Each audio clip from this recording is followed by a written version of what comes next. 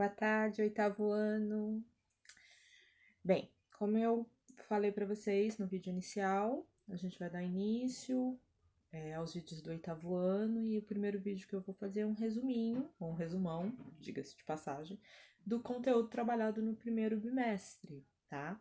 E a gente trabalhou no conteúdo do oitavo ano do primeiro bimestre energia, né? E aí, depois, especificamente, a gente foi para energia elétrica, mas vamos começar pelas energias. A gente viu que energia é algo que está presente no ambiente, que você pode perceber a sua presença. A gente não tem uma definição exata de energia, porque existem vários tipos de energia e cada uma delas tem características muito diferentes, tá? Mas, em resumo, energia é algo que está presente no ambiente e que a gente é capaz de perceber os seus efeitos, os efeitos que essa energia causa no ambiente. Uma outra coisa importante que a gente viu foram os tipos de energias que existem. Então, eu fiz uma lista de vários tipos de energia para vocês. Então, eu coloquei lá energia eólica, energia solar, energia luminosa, energia elétrica, energia química, energia solar, energia potencial, energia estática, energia atômica, né? Então a gente colocou ali energia térmica, enfim,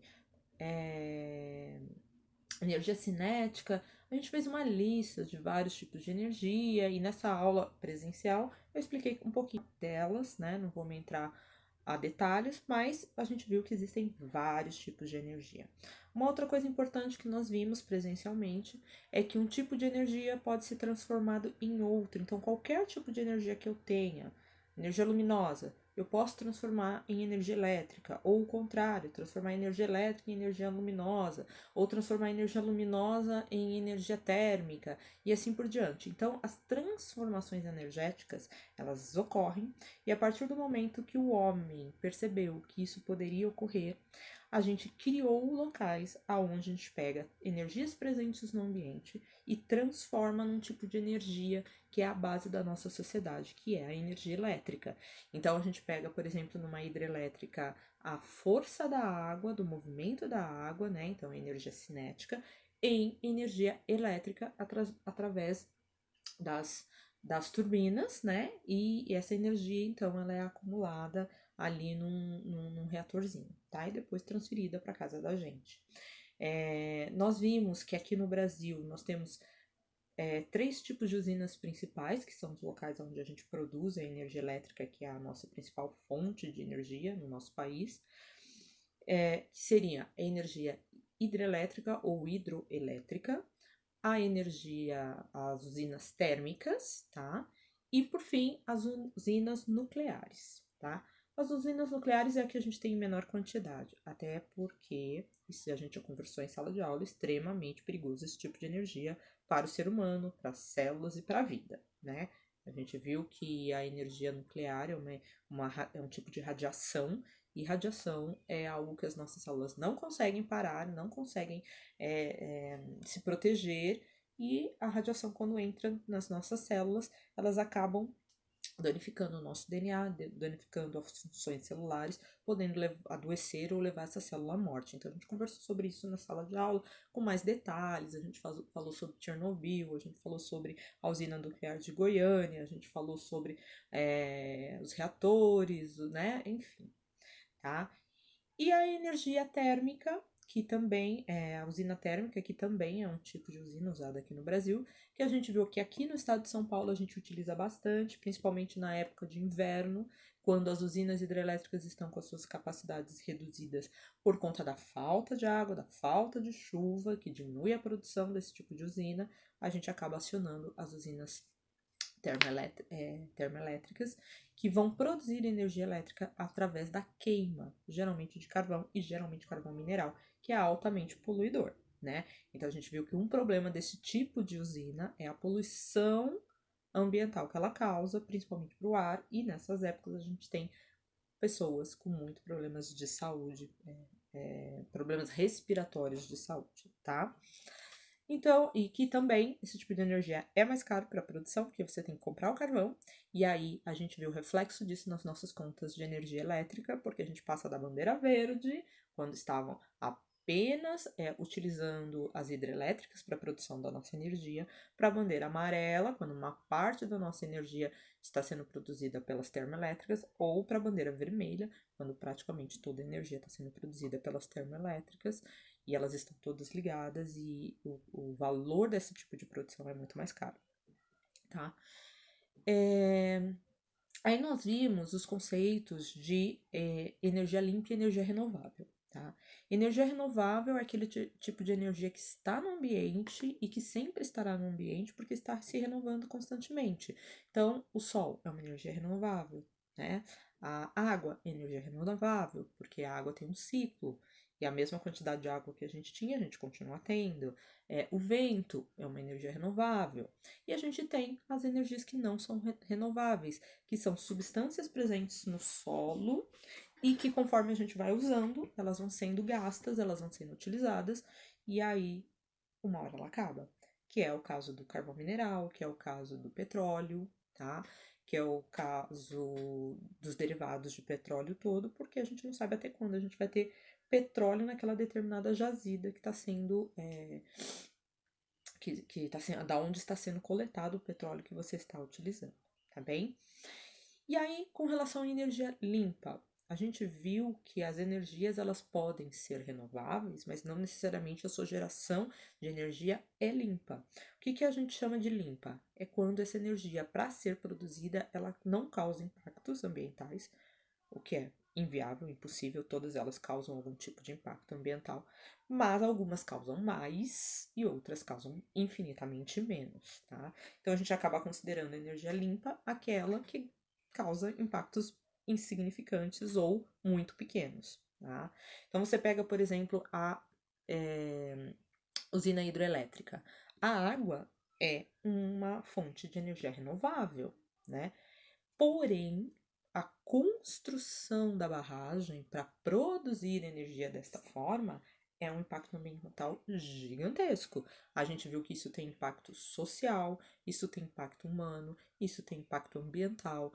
Então, a gente viu que você inunda uma região gigantesca, você tira a casa das pessoas, você mata vegetais e tira o local de vida de animais, e alguns acabam até morrendo afogados na época da construção.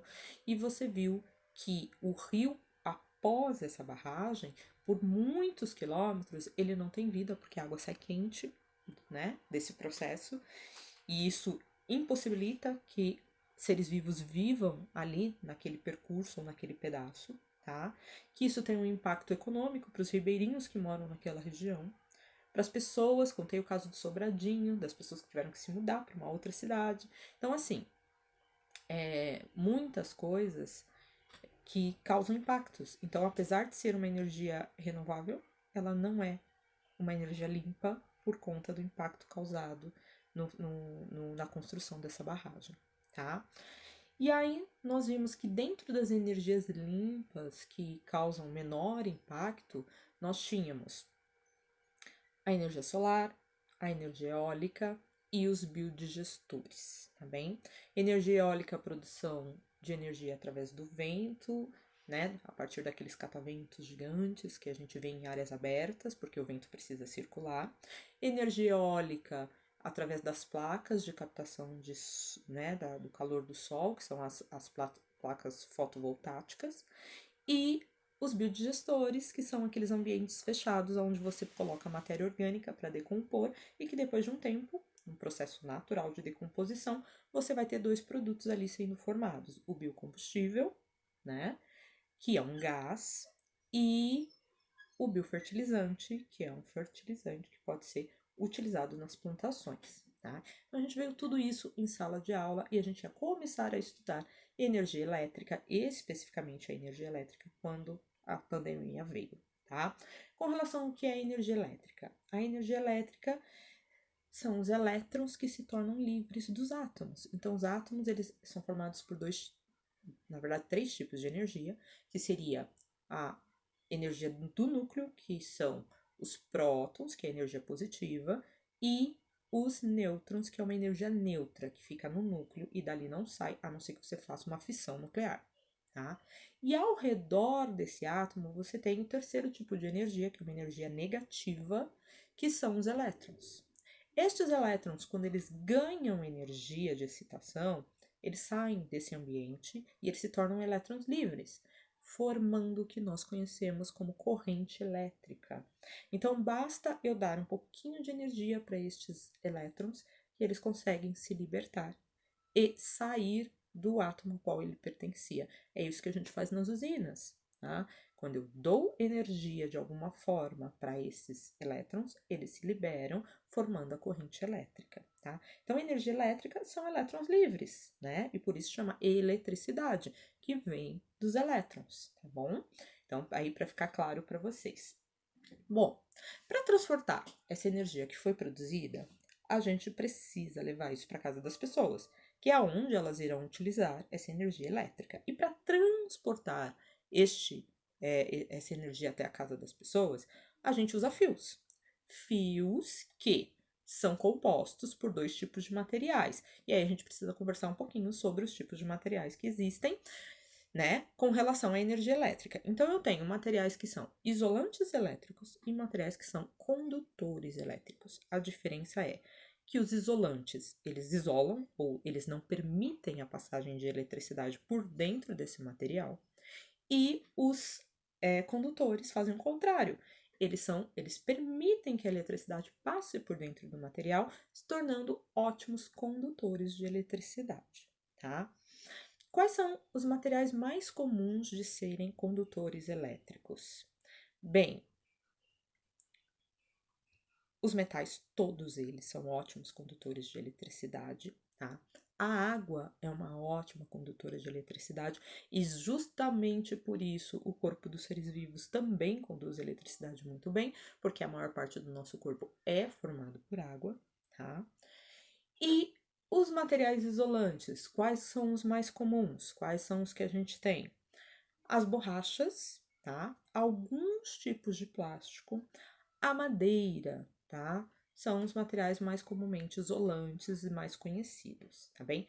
Por conta disso, eu vou mostrar aqui para vocês um desenho que eu fiz de um fio elétrico, da estrutura de um fio elétrico. Vamos ver se vai dar para vocês verem. Tá dando para vocês verem, né? Então, aqui, ó. Aqui é um material que vai por fora do fio, né? Que é o material isolante, que no caso do fio elétrico é um material emborrachado, tá? E na parte de dentro nós temos milhares de fios pequenininhos, fininhos, geralmente de um metal, portanto é um material condutor. Então, o fio elétrico, gente, ele conduz eletricidade por dentro, mas mantém a segurança do usuário sendo envolvido por um material isolante. E esse mesmo tipo de estrutura você encontra em todos os equipamentos elétricos que nós temos. Então, você pega ali uma TV. Uma TV ela é revestida por materiais isolantes. Então, tem ali vidro, plástico, borrachas, né? Que é para isolar a eletricidade que vai passar lá dentro. E lá dentro você tem conectores de metais, né? Diferentes tipos de metais, por onde a eletricidade vai passar e vai fazer essa televisão funcionar. E isso acontece para o celular, isso acontece para o computador, isso acontece para uma lâmpada, isso acontece para qualquer equipamento eletrônico que vai usar a eletricidade como fonte de energia, tá bem? E aí, gente, para terminar o nosso assunto, a gente então agora vai falar a respeito dos circuitos elétricos, tá? Porque assim, a eletricidade é a base da nossa sociedade, tá? Então, você vai ter uma fonte de energia, no caso, a nossa fonte de energia são as usinas. As usinas vão transportar essa energia até nós através da rede de distribuição, que são fios e torres gigantescas, que vão trazendo essa eletricidade até as cidades e distribuindo isso para as nossas residências, tá? E aí, o local final de chegada dessa eletricidade são justamente os equipamentos que nós vamos fazer funcionar com essa eletricidade que está chegando, tá? Então, dentro disso, é importante a gente saber que para que o sistema todo funcione, eu preciso ter um circuito fechado. O que é um circuito fechado? Eu desenhei, claro, eu não desenhei a rede elétrica toda, né? Porque não caberia aqui na minha folhinha de papel. Mas eu desenhei um circuito fechado pequeno para vocês entenderem. Então, olha só. Aqui eu tenho. Dá para ver? Dá, né? A fonte de energia, que no meu caso aqui é uma pequena bateria, os fios conectores e o equipamento. Como esse sistema está corretamente conectado, então tem um fio que transporta a energia e um outro fio que traz energia de volta, porque essa energia ela precisa circular dentro do sistema para que esta lâmpada ela acenda. Então, um circuito fechado tem uma fonte de energia, os fios corretamente conectados e o equipamento funcionando corretamente para quê? Para que isso faça com que essa lâmpada acenda, certo? Pois bem, se eu tiver uma fonte de energia, que nesse caso aqui não é uma bateria, é uma pilha, e o meu fio estiver apenas um conectado, tá vendo aqui, pintado a lápis? Essa lâmpada não vai acender. Por quê? Porque a energia não vai conseguir circular. E esse sistema é chamado de circuito aberto e ele não funciona, tá? Então, qualquer fio desconectado de uma rede elétrica pode causar um mau funcionamento ou a não chegada da eletricidade até a casa de alguém, tá bem? Ou o segundo caso, que é o curto-circuito, quando eu até tenho dois fios, mas os dois estão juntos, e isso causa um curto-circuito, tá? A energia sobe e desce sem entrar no equipamento e ele não funciona, tá? Então, para que a distribuição esteja correta, o circuito ele precisa estar fechado e, além de fechado, conectado corretamente, tá? De uma forma que a energia possa circular no sistema, tá? Entrando e saindo. Se a energia, a eletricidade, ela não puder entrar e sair e circular dentro do sistema, o sistema não funciona, tá? Então, eu espero ter ajudado vocês. Lembrando que a eletricidade é a nossa principal fonte de energia, mas é uma energia perigosa, então a gente tem que tomar determinados cuidados, tá? Então, tomar cuidado com fio descascado, tomar cuidado em deixar cabos conectados sem aparelhos ligados, como a gente faz com o cabo do celular. Tomar cuidado com rede elétrica, fios da rede elétrica que quebraram, caíram, avisar a companhia assim que você visualizar, isso pode causar um acidente, tá? Não se aproximar da rede elétrica, porque ela é perigosa, é uma tensão muito alta que passa ali, tá bem? Então, cuidado com pipas, cuidado com construções próximas da rede elétrica, cuidado com árvores que caem na rede elétrica. Se a eletricidade estiver caindo em cima de algum carro, alguma coisa que você esteja, se proteja, ligue para